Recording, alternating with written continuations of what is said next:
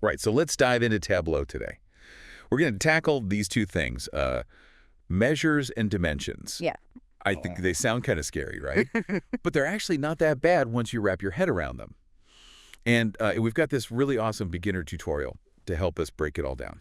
Yeah, this is perfect for like anyone who's just getting started with Tableau or maybe just needs a little refresher. Right, exactly. So like even if you've been using it for a while, it's always good to like revisit the fundamentals. Absolutely. And figure out, what those little blue and green icons actually mean. For sure. So the tutorial uses this really cool analogy of a spreadsheet with sales data. Oh, amazing. So imagine like you've got columns for things like product name, region, customer segment, the date, the sale amount, how much they bought, and then the profit. Right, right. And this is where those measures and dimensions come in, right? So, Yeah. so the things like the product name, the region, the customer segment, and even the date, Mm-hmm. those are all dimensions. Think of them like labels or categories for your data. Yep. They tell you what's going on, where it's happening, and when. Like the who, what, when, where. Exactly. Yeah. Exactly. It's all about like understanding the context of your data. Okay, got it. And then on the other side, you've got your measures, which are like sales amount, quantity sold, profit. Right. So those are the numbers, the actual values, Yeah, the numbers. the juicy stuff. The stuff that you're going to analyze, the stuff that you're going to use to make those pretty charts and graphs. So it's like the dimensions are set in the scene, and the measures are the stars of the show. Right? Exactly. You got it. Okay. Now, what I really like about Tableau is that it's usually pretty good at figuring out which fields are dimensions and which are measures on its own. Right. You see those blue and green icons? Exactly. And that's one of the things that makes Tableau so user-friendly. Yes. It just like automatically recognizes what type of data you're working with. But the tutorial also mentions that, you can change this if you need to. Oh, absolutely. And that's really important to remember because like sometimes you might want to treat a date as a measure if you're looking at trends over time. Oh, like to see how things change over the months or years. Exactly. But for the most part, Tableau does a pretty good job on its own.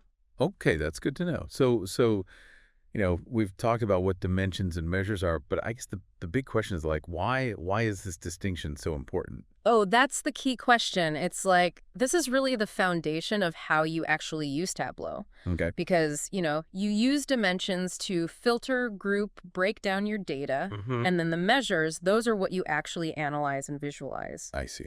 So, like, let's say you wanted to see how sales have been doing over time. Okay. You would use the date dimension to look at sales by month, by year, or whatever. Makes sense. But you wouldn't use the product name as a dimension for that kind of analysis, right? No, that wouldn't really tell you anything. And not for that particular question. Right. The measures are what you actually care about, the total sales, the average profit, whatever is relevant to your question. Okay.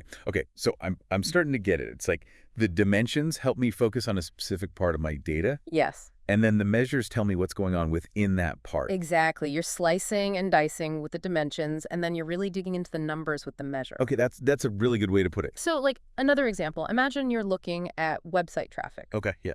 Your dimensions might be things like the page URL, traffic source, or device type. Mm-hmm. And your measures could be things like the number of visits, bounce rate, time spent on page. Okay, that makes sense. And by understanding those two concepts, you can start asking really interesting questions. Oh, okay. Like, for example, you might use the traffic source dimension to see which channels are driving the most visitors to your site. Interesting. And then use measures like bounce rate and time on page to see how engaged those visitors actually are. Oh, wow. I had never thought about it like that before. It's like suddenly I had all these new tools to understand my website's data. Yeah, exactly. It's like, you've been looking at a map but didn't really know how to use the legend before. Yeah, exactly. That's a great analogy. So just to kind of wrap things up for our listener, I think the key takeaway here is that dimensions are your labels, your categories. They're how you slice and dice your data. Right. And measures are your numbers, the things you analyze and visualize. Exactly. So if you're listening, you're like, okay, I'm starting to get this. Just remember, dimensions for slicing, measures for analyzing. Absolutely. And once you understand those two concepts, you can really start to unlock the power of Tableau and, start asking and answering those really meaningful questions about your data. And who knows, maybe you'll even discover some hidden insights that you never even knew existed. Absolutely. The possibilities are endless. That's a great point.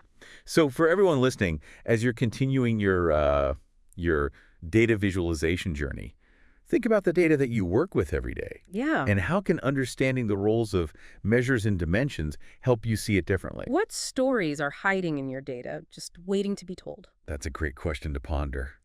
Keep exploring, keep playing around with Tableau, and see what amazing things you can find. Thanks for joining us on this deep dive. Thanks for having me. It's been fun. Absolutely.